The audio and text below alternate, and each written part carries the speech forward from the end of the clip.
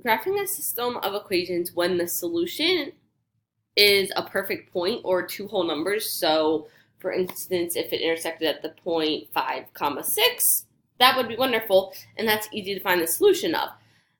You can still graph to find a solution of a system of equations. However, if they're not a perfect whole number, the intersecting point, it might be easier to use a graphing calculator. So that's what we're going to look at now. So anytime you're trying to graph it on paper, or if you're even trying to graph it in the calculator, you still need your equation to always be solved for or isolated for y. So for example A, we could graph these already, but for B, because they're not solved for y, that would be our first step. But since A is already solved for y, we're going to go ahead to our graphing calculators, and anytime you're trying to graph, we want to go to the y equals button. So let me get there. So I've just clicked the y equals button up in the left-hand corner of your calculator. Now mine looks a little different. It's the closest I can get to what you guys are using, but it doesn't matter which of the equations you guys put it in. We just want to put those two equations in your notes. So the first one would be negative, not minus, but negative 4x plus 1. And then the second equation is 3x minus 7. So once they're in there, you can push enter, but it's just going to sort of leave you there. You actually want to push graph, which is up on the right-hand corner. So you should be able to see two lines there. And then we want to find the intersecting points. So what we have to do, because you guys can sort of see that the intersecting point is not at a whole number there. It's sort of like in between two values. So what we need to do is push the second button on your calculator, and then above trace, those gray options on the top there, you should see the word CALC, and that's for calculate. So do second trace, and then we're trying to find the intersecting point. So we're going to go down to intersect, select that, and you'll see down in the left-hand corner, it says first curve. So you want to move your cursor with the arrow buttons to the right and left of that curve until you think that you're about at the center. You're going to push enter. Now it will say second curve, so I'll get on the second line. Make sure I'm guessing an orange value. Say, okay, that looks pretty close. And then it'll say, okay, take your guess. So I'm going to move that cursor to about where I think the intersecting point is. So you guys can sort of see that I'm picking 1.175 and negative 3.475. Like that's just where I was able to move my cursor to make the closest guess. So we're going to push enter, and it's telling me the intersecting point of these two lines is 1.143 and negative 3.57. So I'm going to round to the hundredths. I'm going to round 2 decimal places, and I'm going to write those two values down as my solution. So we're going to write or use 1.14. We're just going to round here, and then negative 3.57.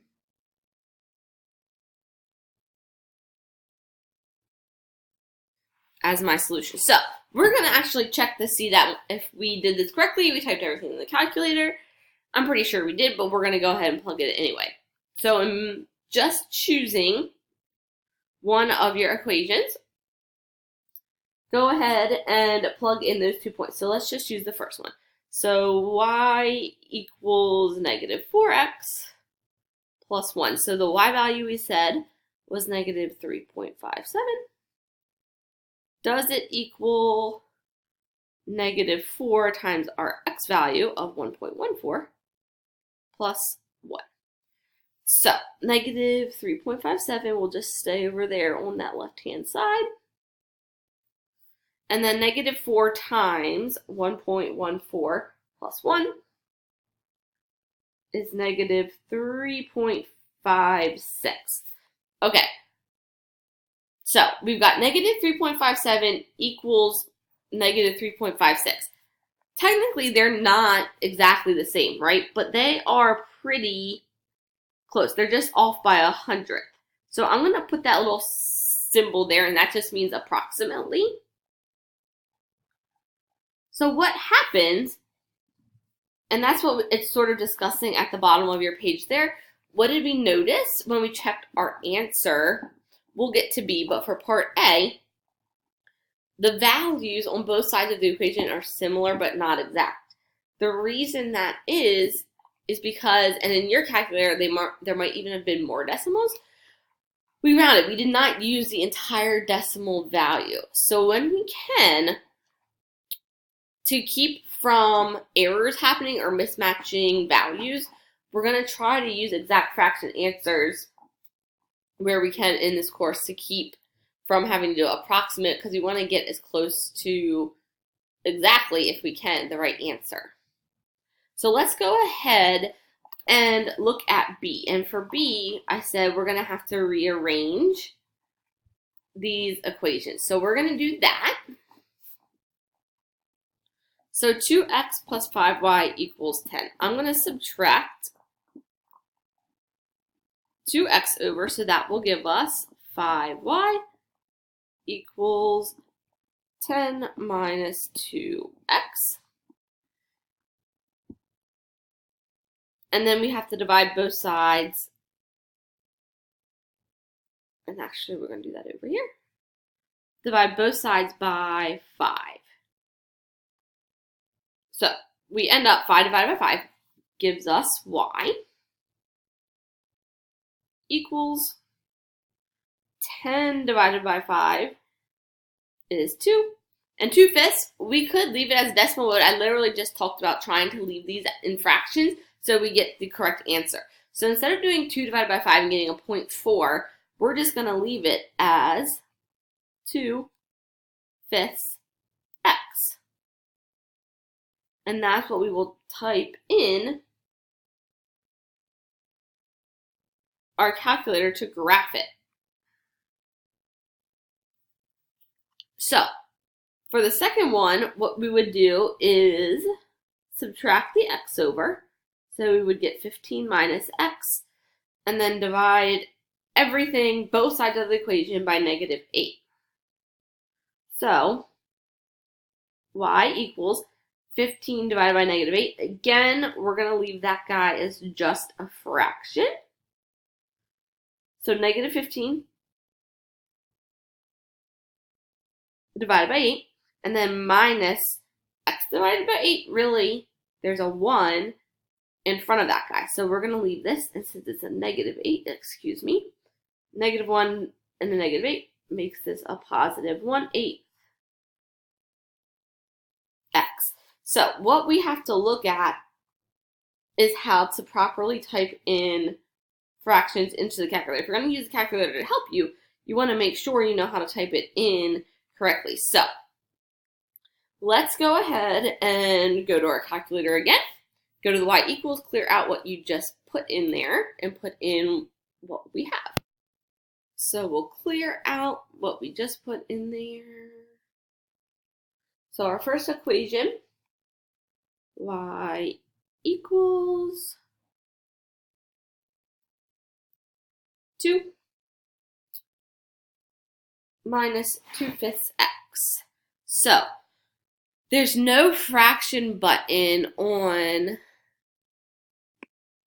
these calculators. To do a fraction, you have to do division within parentheses. So if we want 2/5, we have to do 2 divided by 5. Yours does a slash, not a division sign.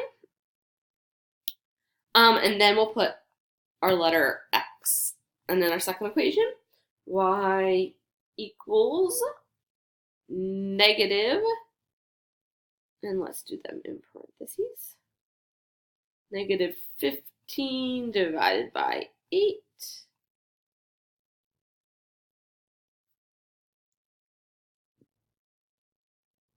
plus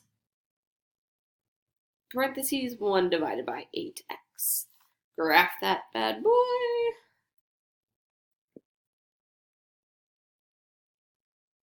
Okay, so what are we trying to calculate? The intersecting point. So we'll do second intersect, or on calculate, I'm sorry. So second trace, then go to intersect, enter. We're going to guess the first curve. So I'm going to do the black one first. So using those cursors, move left and right, try to guess where that first curve is. Enter. Second curve is going to be the blue guy.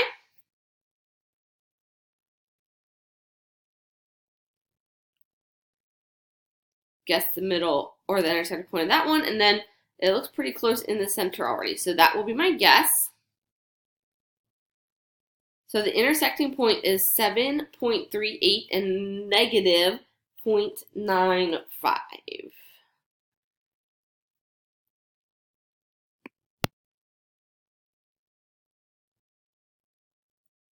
So 7.38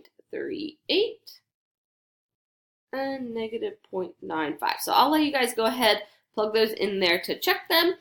But anytime you're trying to graph on the calculator, your equations need to be solved for y so that you can physically type them in. And then you just do second trace to calculate whatever it is you're trying to find. And in that lower left-hand corner, it'll sort of tell you what you should be doing. Guess the intersection point for the first line, intersection point for the second, and then the intersection for the system as a whole. And then it gives you the ordered pair.